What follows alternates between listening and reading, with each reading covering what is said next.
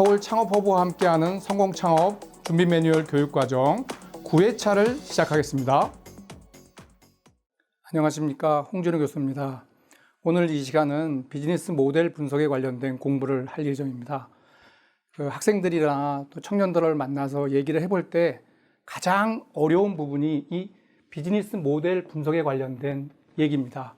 왜냐하면 비즈니스 분석이란 말 자체가 학생들한테는 생소하고 또 창업을 준비하는 사람들에게도 되게 생소한 개념이기 때문에 어찌 보면 이번 시간이 가장 핵심적인 공부를 한다 생각하시고 집중을 해 주시기 바랍니다. 자, 우리가 비즈니스 모델 분석이라고 할 때 영어로는 우리가 BM 이렇게 얘기를 합니다. 그러니까 비즈니스 모델이죠. 그런데 대개 얘기를 비즈니스 모델이라고 한국말을 쓰지 않고 주로 영어를 이렇게 많이 씁니다. 그래서 우리가 BM 하면 비즈니스 모델을 얘기하는구나 이렇게 생각하시면 됩니다. 자, 첫 시간이니까 비즈니스 모델 분석의 정의부터 설명하도록 하겠습니다. 자, 비즈니스 모델이라고 하는 것은 여기 있는 것처럼 상품, 서비스, 정보의 흐름 등을 엮어내는 사고의 틀입니다. 그리고 그 사고의 틀 내용, 그 안에 담겨진 컨텐츠는 뭐냐면 사업을 영위하는 광범위한 이해 당사자 간의 역할, 그리고 잠재적 이익 가능성, 그리고 매출 원천 등이 담긴다. 그래서 비즈니스 모델은 이런 내용들을 담는 하나의 큰 사고의 틀로 여러분 이해하시면 되겠습니다. 자, 그러면 이제 그 비즈니스 모델 분석은 저희가 1, 2, 3 세 가지를 공부합니다. 이 시간에는 최소 변수 비즈니스 모델 분석 1 이것을 공부합니다. 자, 비즈니스 모델 1은 2와 3과 비교해 봐서 간단하죠. 왜냐하면 여러분 칠판에 있는 것처럼 하나, 둘, 셋, 넷, 네 개의 변수에 의해서 비즈니스 모델을 설명하기 때문에 가장 중요한 특징은 개념을 이해하는 데는 굉장히 좋다. 이렇게 이해하시면 될 것 같습니다. 그 다음에 이제 이 최소 변수 비즈니스 모델이 끝나면 두 번째는 비즈니스 모델 2를 공부하는데 그거를 보통 비즈니스 모델 캠퍼스라고 합니다. 그리고 세 번째 시간에 공부할 것은 비즈니스 모델 3인데요. 그거를 보통 린 캠퍼스라고 합니다. 그래서 여러분 이 비즈니스 모델을 만든 연구자들 이름보다도 제일 중요한 단어는 요 세 가지 단어를 여러분 기억하셔야 됩니다. 그래서 비즈니스 모델 분석 1은 최소 변수 비즈니스 모델이라고 하고요. 비즈니스 모델 2는 비즈니스 모델 캠퍼스라는 용어로 설명을 하고요. 마지막 세 번째는 린 캠퍼스라고 합니다. 그래서 여러분들 공부를 1번, 2번, 3번 순서로 공부를 할 텐데 각 공부를 할 때 집중해서 들어주시기 바랍니다. 자, 그러면 비즈니스 모델 분석 1 들어가도록 하겠습니다. 자, 비즈니스 모델 분석 1 아까도 설명했지만 중요한 게 4개의 변수로 비즈니스 모델을 설명하기 때문에 그 비즈니스 모델의 용어를 또는 개념을 이해할 때 가장 편한 비즈니스 모델입니다. 자, 비즈니스 모델 분석에 1, 2, 3, 4 4개의 변수가 있는데 가장 학생들이 어려워하고 힘들어하는 것이 이 첫 번째인 가치 제한입니다. 가치 제한 자체의 말이 되게 힘듭니다. 그래서 학생들한테 가치 제한을 설명하면서 가장 어려웠던 것이 무엇이냐면 가치 제한이란 말 자체가 어렵기 때문에 뭔가 다른 용어로 이걸 설명한다면 어떨까 해서 책을 찾던 중에 이 가치 제한과 동의어가 뭐가 있냐면 제품 컨셉입니다. 그래서 여러분 앞으로 우리가 가치 제한이란 말 대신에 제품 컨셉이란 말하고 동의어이기 때문에 가치 제한은 무엇이냐 하면 다시 말씀드리지만 제품 컨셉이다. 제품 컨셉이라는 건 여러분들 많이 사용하지 않습니까? 예를 들어서 디자인 컨셉, 또 예를 들어 집에서 리모델링 한다고 하면 리모델링 컨셉이 뭐냐, 또는 자기가 집을 짓는다, 만약 한옥을 짓는다 또는 서양을 짓는다 할 때 내 건축물의 컨셉이 뭘까? 그리고 심지어는 여러분 TV에서 나오는 연예인들이 어떤 자신의 컨셉을 뭐로 할 것인가, 뭐 똑똑한 사람의 컨셉, 이렇게 컨셉이란 말도 되게 많이 씁니다. 그래서 가치 제한이란 말은 이 제품의 컨셉이란 말하고 동일한 단어다. 그리고 마케팅에서도 가치 제한이라는 말보다 제품 컨셉이란 말을 많이 사용합니다. 그럼 제품 컨셉이라는 게 무엇이냐? 여기 보시면 컨셉이라는 거 하는 것은 뭘 담아야 되냐면 목표 고객이 누구냐, 그리고 이 목표 고객한테 제공되는 제품의 편익하고 혜택, 다 영어에 뭘 번역한 거냐면 베네핏을 번역한 겁니다. 그래서 보통 편익이라고 번역하기도 하고 혜택이라고 번역을 하지만 저는 혜택이란 말로 많이 씁니다. 다시 말하면 제품의 컨셉이라고 하는 것은 고객한테 제품을 통해서 그 제품을 구매해서 얻는 혜택이 뭐냐, 그것을 가치 제한이라고 합니다. 또는 제품 컨셉이라고 합니다. 예를 들어 설명하면 이런 거죠. 여러분 햄버거를 한번 생각해 보십시오. 햄버거의 컨셉은 한 4가지 정도가 있습니다. 첫 번째 컨셉은 무엇이냐면 스피드 햄버거.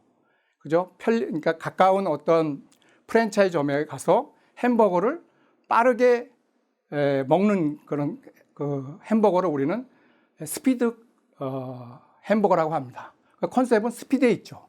스피드가 고객한테 주는 혜택이 되는 거죠. 또 그런 게 있는 게 아니라 수제 햄버거가 있죠. 수제 햄버거. 수제 햄버거는 어떤 컨셉을 주죠? 건강함이랑, 고객들한테 건강함이라고 하는 컨셉을 주죠. 그래서 같은 햄버거라도 스피드 햄버거의 컨셉은 스피드고 수제 햄버거의 컨셉은 건강함이죠. 또 그런 햄버거만 있는 게 아니라 중고등학교 앞에는 햄버거 싼 햄버거가 있죠. 아주 가격이 낮은, 그러니까 젊은 우리 중고등학생들이 햄버거를 먹을 수 있도록 그 햄버거의 컨셉은 싼 게 컨셉이 되는 거죠. 또 어떤 경우에 컨셉이 있냐면 편의점에 있는 햄버거. 이거는 편리한 컨셉이죠. 예를 들어 저녁 2시에 햄버거가 먹고 싶다. 그러면 우리 편의점에 가서 우리가 햄버거를 사 먹게 되죠. 그때는 그 햄버거에는 고객들한테 뭘 주냐면 편리함이라고 하는 혜택을 주는 거죠. 이처럼 컨셉이라고 하는 것은 햄버거에 있어서 보면 4가지 경우가 있는 것처럼 이 컨셉이라고 하는 것은 대단히 많습니다. 컨셉을 구성하는 요소는 2가지죠. 앞에 목표 고객이 어떤 고객한테 나의 햄버거를 팔 것인가, 목표 고객이 존재하고요. 그 다음에 여기서 말하는 혜택이 있는 거죠.